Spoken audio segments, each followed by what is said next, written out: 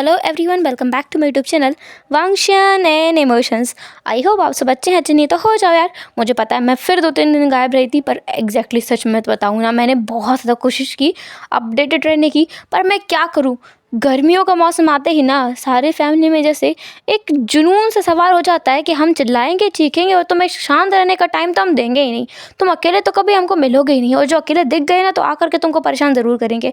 एक ऐसा माहौल बन जाता है, क्योंकि गर्मियों में रात जल्दी होती है और सुबह बहुत, अब मतलब रात देर से होती है, रात भी जल्दी होती है और सुबह भी जल्दी होती है। तो सुबह अगर मैं जल्दी उठकर भी करती हूँ तो भी सब लोग जाग जाते हैं, और रात को अगर मैं जल्दी करना चालू करूँ तब भी रात बहुत जल्दी हो जाती है ना, तो लोग जल्दी सोने लगे हैं। मैं क्या करूँ। खैर, ये तो मेरी परेशानियों का पिटारा मैंने आपके सबके सामने खोल कर रख दिया। इसको बंद करते हैं और अपने काम पर आते हैं, हमारी स्टोरी पर। उम्मीद है आपको ये स्टोरी पसंद आ रही होगी, और नहीं आ रही है तो शायद आगे आने लगे। खैर, विंग का पहला सीन दिखता है। विंग को अच्छे से रेडी करने के बाद में मैडम यू उसकी नज़र उतारते हुए बोलती हैं, तुम बहुत सुंदर लग रहे हो विंग। विंग कहता है, मुझे सुंदर नहीं लगना है, मुझे ये शादी ही नहीं करनी है। आपको पता है ना, ये सब कुछ बिल्कुल सही नहीं हो रहा है। क्या पता होगा अगर वांग जी का 18 साल के होने पर उसका ओमेगा उससे मिल जाए फिर। मैडम ये कहती हैं, ज़्यादा बेवकूफ़ की बातें मत करो, ऐसा कुछ नहीं होगा, और अगर ऐसा कुछ होता है तो हम लोग हैं संभालने के लिए, तुम्हें इतना कुछ सोचने की ज़रूरत नहीं है। वांग जी कमिटमेंट कर रहा है और वो अपनी कमिटमेंट से पीछे नहीं हट सकता है। तुम चिंता मत करो, हम सब देख लेंगे।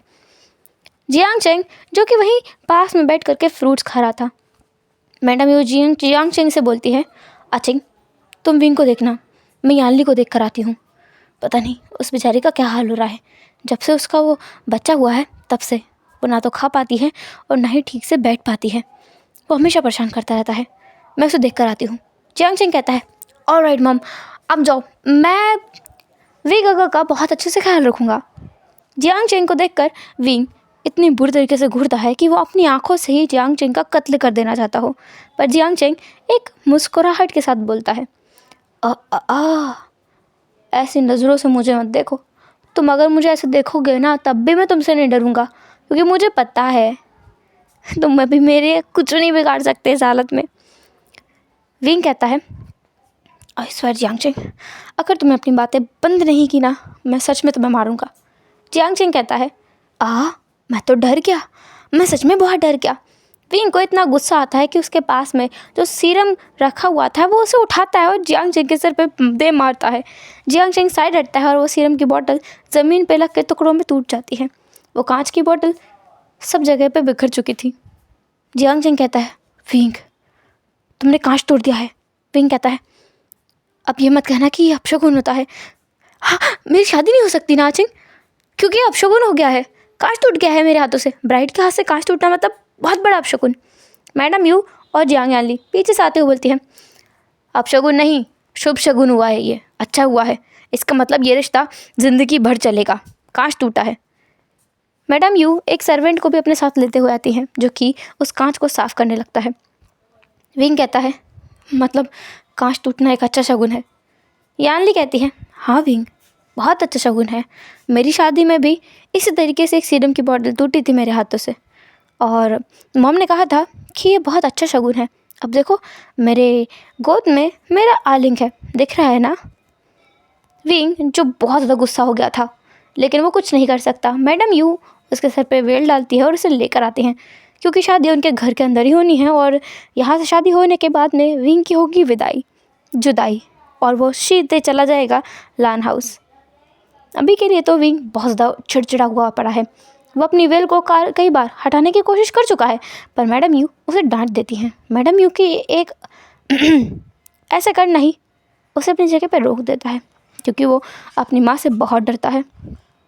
विंग को वहीं उसके सून टू बी हस्बैंड के पास में खड़ा कर दिया जाता है। चाइनीज़ रिचुअल्स के अकॉर्डिंग सारी सेरेमनी कंप्लीट की जाती है।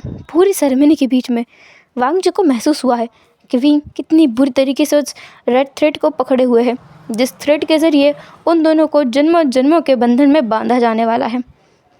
विंग के हाथ देखकर ही वांग जी को समझ आ रहा था कि आज तो बेटा वो बहुत पिटने वाला है, क्योंकि उसकी हरकत की वजह से विंग की शादी वांग जी से हो रही है।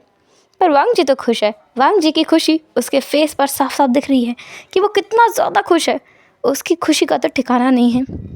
अब हम देखते हैं रिसेप्शन का सीन, जहाँ पर विंग को उसकी मॉम समझा रही है, विंग अब तुम अपने घर जा रहे हो, वहाँ अपना ख्याल रखना। अगर चिरैन या फिर सचैन तुमसे कुछ कह दे या वांग जी कोई गलती कर दे तो ज़्यादा दिमाग पे मत लेना। तुम्हें सब कुछ संभालना होगा, थोड़ा मैच्योर बनना।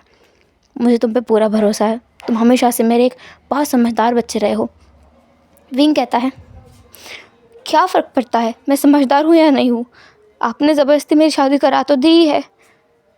वो एक बच्चा है माँ, आपको पता है उसकी भावनाएं बदलेंगी, समय के साथ उसे कोई और पसंद आएगा और इसके बाद वो मुझसे छुटकारा पाने की कोशिश करने लगेगा। आप समझ क्यों नहीं रहे हैं, ये बहुत गलत है। आप आज का सोचकर भविष्य के बारे में कैसे कैसे कोई फ़ैसला ले सकते हैं। मैडम यूँ कहती है, विंग आप ज़्यादा मत बोलो, शादी हो चुकी है तुम्हारी, ज़्यादा मत सोचो, जो अभी हाथ में है उसके बारे में सोचो। वांग जी तुम्हारा अल्फ़ा है और अगर वो किसी और की तरफ देखता है तो तुम्हारी जिम्मेदारी बनती है कि उसकी अटेंशन अपनी तरफ खींचना। तुम्हें मैंने जो सामान दिया है उसे देखते रहना, तुम्हें समझ में आ जाएगा कि तुम्हें वांग जी को कैसे काबू में करना है। मैडम यू विंग को कार में बिठा देती हैं वांग जी के साथ में, और वांग जी की कार चल देती है अपने रास्ते पर। विंग तो पूरे रास्ते ये सोचा था वो और वांग जी को काबू करे। क्यों भला, वो क्यों काबू करे वांग जी को? वांग जी एक छोटा सा बच्चा ही तो है, हमेशा से विंग उसे टीज करते हुए आया है और इस बच्चे के हाथों उसे चढ़ा दिया है अभी सूली पर। मतलब कितना अजीब है ना। वांग जी अल्फ़ा है, ऑब्वियसली वो टॉप में रहेगा। विंग एक ओमेगा है, ऑब्वियसली वो एक बॉटम में रहेगा। बट ये बहुत अजीब है उसके लिए, क्योंकि कैसे वो उस बच्चे के साथ में अपनी ज़िंदगी आगे बढ़ने के बारे में सोच सकता है जिसे वो हमेशा से एक बच्चा मानते हुए आया है। बहुत अजीब है, विंग को बहुत अजीब लग रहा था। दूसरे वांग जी की तो खुशी का कोई ठिकाना नहीं था, उसके तो पूरे बॉडी में जैसे तितलियाँ गूंज रही थी, जैसे लग रहा था कि एक सनसनाहट सी पूरी बॉडी में उतर सी गई हो। जियांग चेंग जो घर पर था और उसके पास में है नी हुसैन और जियांग चेंग अपनी बातों में मग्न है। दूसरी तरफ है लान सेजन जो कि वांग जी और विंग की ही गाड़ी में है। उनको देखकर ही महसूस हो रहा है कि विंग बहुत ज़्यादा गुस्से में है, टेंशन में है और उसके दिमाग में बहुत सारे इमोशंस चल रहे हैं एक बारी में। दूसरा वांग जी जो काफ़ी खुश है। वांग जी कितना खुश है जो तो उसके चेहरे से ही नज़र आ रहा है। जब सब लोग घर पहुंचते हैं तब लान सेजन वांग जी से कहते हैं, वांग जी तुम एक बात याद रखना, वो तुम्हें अभी एक्सेप्ट नहीं कर रहा है, तुम्हें उसे मनाना होगा, यकीन दिलाना होगा कि तुम्हारी भावनाएं उसके लिए बाद में नहीं बदलेगी। तुम्हें समझ आया ना? वांग जी कहता है, हाँ गगा, समझ में तो आया मुझे, पता नहीं मेरे ओमेगा को कब समझ आएगा। आप हंस क्यों रहे हैं? अब मुझे हंसी नहीं आएगी तो और क्या होगा।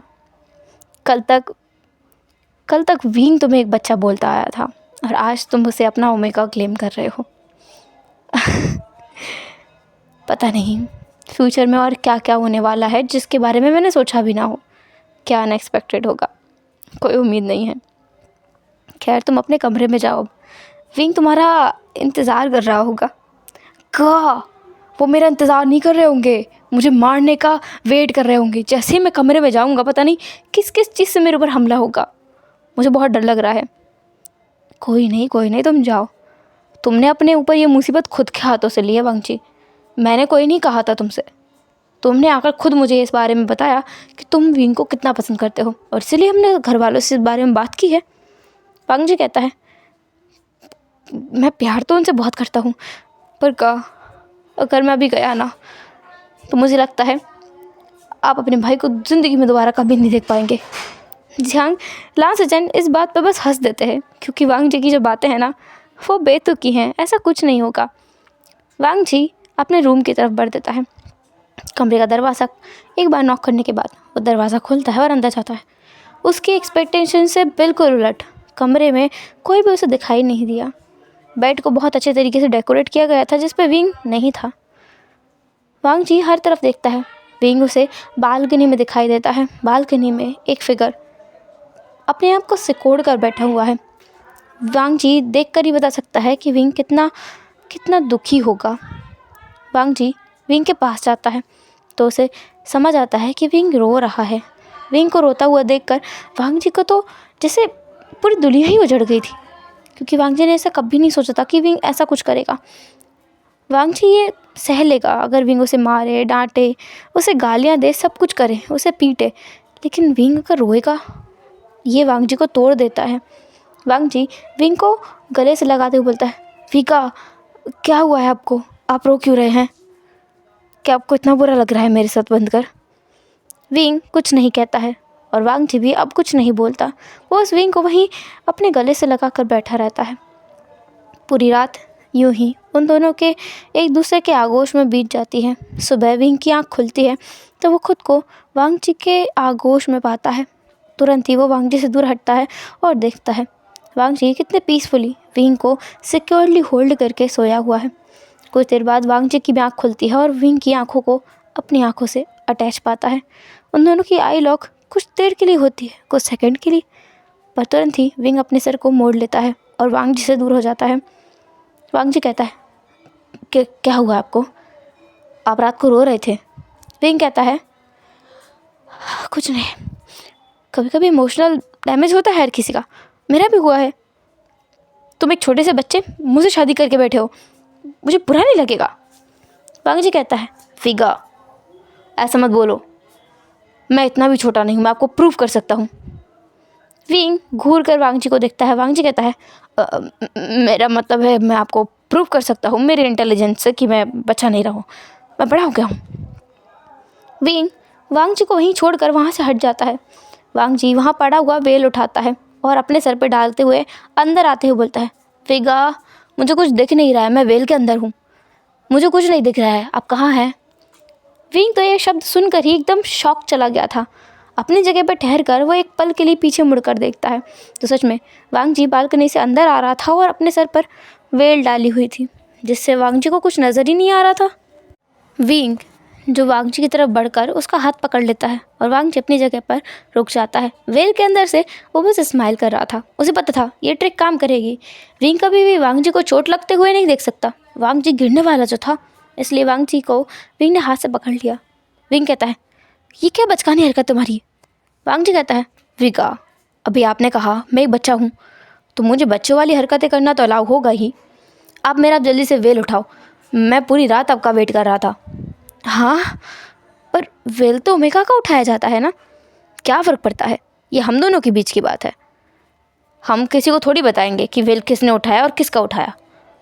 अगर आप चाहो तो आप बता सकते हो, मुझे कोई परेशानी नहीं है। विंग कहता है बेवकूफ़, या वीगा जल्दी वेल हटाओ ना, देखो मुझे इरिटेशन हो रहा है। विंग वांग जी के सर से वेल उतार कर बोलता है तुम सच में पागल हो। वीगा ये आपको आज पता चला है, मैं बचपन से पागल हूँ। नहीं नहीं मुझे बचपन से पता है कि तुम पागल हो, बेवकूफ़। ऐसा बोलकर विंग जो हल्की सी स्माइल कर देता है और वांग जी का मिशन कंप्लीट हो जाता है विंग को स्माइल कराने का। वांग जी के पास बस एक ही तरीका है विंग को अपने प्यार का यकीन दिलाने का, वो ये कि वो विंग को अपने साथ बहुत ज़्यादा कंफर्टेबल कर ले, इतना कि विंग उसके सामने हर तरह की बात कर सके। और इसी के चलते पहले विंग को खुश रखना होगा। वांग जी और विंग रेडी होते हैं और रेडी होने के बाद में विंग को वांग जी देखते हुए बोलता है विगा क्या हुआ, आप नीचे नहीं चलेंगे। तुम मेरा ब्रेकफास्ट ना ऊपर ही कमरे में ले आओ, मैं नीचे नहीं जाऊँगा। क्यों, तुम बच्चे हो, तुम्हें समझ नहीं आएगा, तुम जाओ। अरे कोई तो रीज़न होगा ना विगा, आप मुझे बता सकते हो, मैं इतना भी छोटा नहीं हूँ, मेरी शादी हुई है आपसे। यही तो परेशानी है, कल तक मैं इस घर में सचिन के दोस्त बन के आया करता था और आज विगा आप इस घर के एक मेंबर बन गए हैं। अब आपका हर एक चीज़ पर पूरा हक है। पहले आप एक गेस्ट की तरह आते थे और आप एक गेस्ट नहीं हैं, एक मेंबर हैं। ये घर आपका है, आपको शर्म नहीं आनी चाहिए अपने ही घर में कहीं भी जाने आने के लिए। वांग जी की बातें थी तो बहुत सिंपल, लेकिन विंग के दिल को छू कर चली गई थी, क्योंकि विंग यही सोच रहा था। कल तक वो इस घर में एक मेहमान की तरह था और आज अचानक से वो इस घर में बस सा गया है, पर ये घर अब उसका है, ये बात भी सही है। वांग जी विंग को हल्के से पकड़ता है, बोलता है आप मेरे साथ चलो, मैं आपको लेके चलता हूँ। नहीं नहीं देखो, रहने दो, ये ठीक नहीं है। विगा चलो ना। ठीक है। वो दोनों नीचे आते हैं। लांचरेन और लांसजन दोनों उनका इंतज़ार कर रहे थे। विंग नॉर्मली आके बैठ जाता है। उसे तो बहुत शर्म आ रही थी, उसने एक छोटे बच्चे से शादी की है इस घर के। क्या बीत रही है उसके ऊपर वो बता नहीं सकता, पर सब लोगों ने उसे बहुत नॉर्मली ट्रीट किया। सचिन ने उससे नॉर्मली बातें की और चिरन ने भी उससे नॉर्मली सवाल पूछे और उनके जवाब दिए। कुछ भी अलग नहीं था जो विंग को लग रहा था। कोई भी एम्बैरसिंग मोमेंट नहीं हुआ और वांग जी सुपर डुपर क्लिंगी हुए जा रहा था। इतना ज़्यादा क्लिंगी कि एक बार तो लांचरेन ने भी उसे डांट दिया। वांग जी अपना काम करो, यहाँ ब्रेकफास्ट कर रहे हैं हम सब लोग, उसे परेशान करना बंद करो। विंग वहाँ से उठ के तुम यहाँ बैठ जाओ सचिन के पास, यह है बेवकूफ़। वांग जी कहता है वो मेरा हस्बैंड है, अब मैं कुछ भी करूँ। लांचरेन की एक स्टेयर और वांग जी का मुंह बिल्कुल बंद। वांग जी अब चुप हो गया था और विंग को यह देखकर थोड़ा सुकून मिला कि इस बच्चे को कोई तो कंट्रोल कर सकता है ना। खैर वो लोग ब्रेकफास्ट करते हैं। ब्रेकफास्ट के बाद में अब बारी थी उनके कॉलेज जाने की, क्योंकि विंग के एग्ज़ाम्स बहुत ज़्यादा नज़दीक हैं, उसे क्लासेस लेनी ही लेनी होंगी। पर विंग जाने से कतरा रहा था। लांसजन कहते हैं क्या हुआ विंग? विंग कहता है सचिन मुझे ठीक नहीं लग रहा है, मतलब अब तो सबको पता है मैं और वांग जी पार्टनर्स हैं, ये मुझे ठीक नहीं लग रहा है। वांग जी पीछे से आके बोलता है विगा मेरा स्कूल भी आपके पास में है, मैं साथ चलूँ? सचिन मैं सच में बहुत थका थका सा महसूस कर रहा हूँ, मेरा कुछ करने का मन नहीं कर रहा है। लांसजन एक तिरछी स्माइल करते हैं विंग की तरफ। विंग कहता है मैं इसका क्या मतलब समझूं तुम्हारा? तुम क्या क्या सोच रहे हो सचिन? मेरा मतलब है मैं थका हुआ हूँ क्योंकि मुझे मेंटल स्ट्रेस है, इडियट। लांसजन कहते हैं मैंने कब कुछ बोला, मैंने तो कुछ कहा ही नहीं। वांग जी कहता है मुझे कोई मौका ही नहीं मिला तो आप कैसे कुछ कहोगे? लांसजन और विंग दोनों वांग जी की तरफ देखते हैं। वांग जी कहता है मेरा मतलब है कि मुझे मौका ही नहीं मिला विगा के साथ अच्छे से बैठकर बातें करने का। वांग जी के सर पर दो तरफ से थप्पड़ पड़ते हैं। एक तरफ से मारते हैं लांसजन, दूसरी तरफ से विंग। वांग जी कहता है अय्या आप दोनों क्या कर रहे हैं? मेरी शादी हो गई है, मैं बड़ा हो गया हूँ और मुझे आप लोग ऐसे मार रहे हैं, कितना एम्बैरसिंग है। एम्बैरसिंग मोमेंट मेरे साथ है। अब मैं यूनिवर्सिटी जाऊँगा और मैं कैसे सबको अपना मुंह दिखाऊंगा? सचिन क्यों मैं यूनिवर्सिटी ना ही जाऊँ तो अच्छा है। विंग ज़्यादा मत सोचो, तुम मेरे साथ यूनिवर्सिटी चलो, कुछ नहीं होगा, मैं देख लूँगा सब चीज़ें, तुम ज़्यादा सोच रहे हो बस। विंग को खींच करके लांसजन यूनिवर्सिटी ले ही जाते हैं। वहाँ सब कुछ नॉर्मल था, विंग के एक्सपेक्टेशन से एकदम उलट। किसी ने विंग से कोई सवाल कोई जवाब कुछ भी नहीं किया, बस कॉन्ग्रेचुलेशंस कहा था सब लोगों ने और कुछ भी नहीं। विंग को काफ़ी सारे कार्ड्स रिसीव हुए थे उसके मैरिज के लिए। बाकी काफ़ी सारे लड़कों का और लड़कियों का दिल टूट गया था। काफ़ी सारे अल्फा थे जो लोग विंग को मैरिज देख करना बस अपनी आहें भरे जा रहे थे, और ये चीज़ देखकर लांसजन को बड़ा गर्व हो रहा था कि विंग उनके घर का मेंबर बना है। विंग कहता है तुम पूरा दिन कुछ अलग ही बिहेव नहीं कर रहे थे सचिन? करो क्यों नहीं, तुम्हें पता है तुम यूनिवर्सिटी के सबसे ज़्यादा वांटेड ओमेगा हो। आई मीन थे, पर तुम्हें मेरे घर में आना था। आई मीन मेरा पार्टनर ना सही पर मेरे भाई का सही, पर तुम हो मेरे घर में। मुझे प्राउड तो फील होगा ही ना, जैसे सब लोग चाहते हैं वो किसी का ना हो करके मेरे घर का सदस्य बना है, मेरा ब्रदर इन लॉ है, मुझे फील तो अच्छा होगा। You brother in law, please Sachin दोबारा ये शब्द बिल्कुल मत बोलना, बहुत अजीब लगता है। मैं तुम्हारा दोस्त हूँ, तुम मुझे विंग ही बुलाओ, ब्रदर इन लॉ ओह बहुत अजीब है। क्यों, आपको ब्रदर इन लॉ क्यों नहीं बुला सकते? आप मेरे हस्बैंड है ना। वांग जी जो कि उन दोनों की सीट के पीछे ही बैठा हुआ था, अब जा कर के दोनों ने उसे नोटिस किया। लांसजन कहते हैं विंग ये छोटा बच्चा बाज नहीं आएगा अपनी हरकतों से, तुम इसे घर ले जाके ना अच्छे से समझाना। विंग कहता है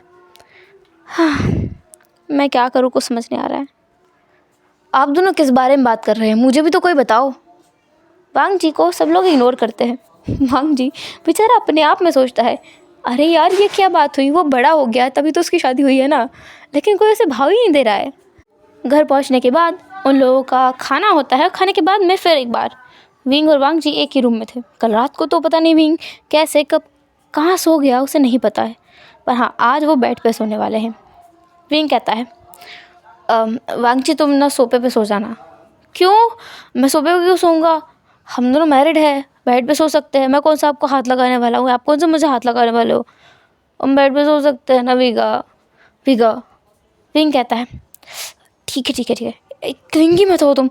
ओह वांग जी क्या कर रहे हो, मुझे छोड़ो। वांग जी जिसने अपने हाथ और पैर से दोनों से विंग को जकड़ा हुआ था बेड के ऊपर। विंग कहता है, ओह तुमने अभी भी कहा था मुझे पकड़ोगे नहीं, मुझे जकड़ोगे नहीं, और तो अब ये क्या कर रहे हो तुम। वांग जी कहता है, आप मुझे अच्छे से बुलाओ ना, आप मुझे क्यों वांग जी कह रहे हो। जब तक आप मुझे लेंजन या फिर आप मुझे लंजा नहीं कहोगे ना, मैं आपको नहीं छोड़ूंगा। सच में मेरी एक बच्चे के साथ शादी करा दी गई है। लेंजन देखो मुझे छोड़ो, मुझे शावर लेना है, अंदर मुझे सोना भी है, मेरे एग्ज़ाम्स बहुत करीब है, मुझे पढ़ना भी है। यार नहीं नहीं नहीं ऐसे नहीं, आप मुझे लंजा बुलाओ ना। लंजा मुझे छोड़ो। हाँ छोड़ दिया। यार क्या हुआ। वांग जी जैसे विंग को छोड़ता है और वो पलटी मारता है, वैसे वो बेड के नीचे धड़ाम से गिरता है, उसे बहुत ज़ोर से चोट आती है। विंग पूछता है कि क्या हुआ है, तो वांग जी कहता है, कुछ नहीं, जब आप किसी के साथ ऐसी हरकतें करो तो आपके साथ भी बुरा होता है। विंग हंसते हुए बोलता है, हाँ जैसे को तैसा, अगली बार ना ऐसी कोई हरकत करने से पहले सोच लेना, मेरे साथ भगवान भी है। हाँ बच्चे। ऐसा बोलकर विंग जो कि शावर लेने के लिए चला जाता है और वांग जी वहीं बैठ कर बस हंसता रहता है। उसे गिरने पे जितनी चोट आई है ना, उससे ज़्यादा कई गुना ज़्यादा उसे अच्छा लगा है जब वांग जी ने देखा विंग उसके ऊपर हंसा। विंग हंसा उसके सामने, ये देख कर ही उसे मज़ा आ गया।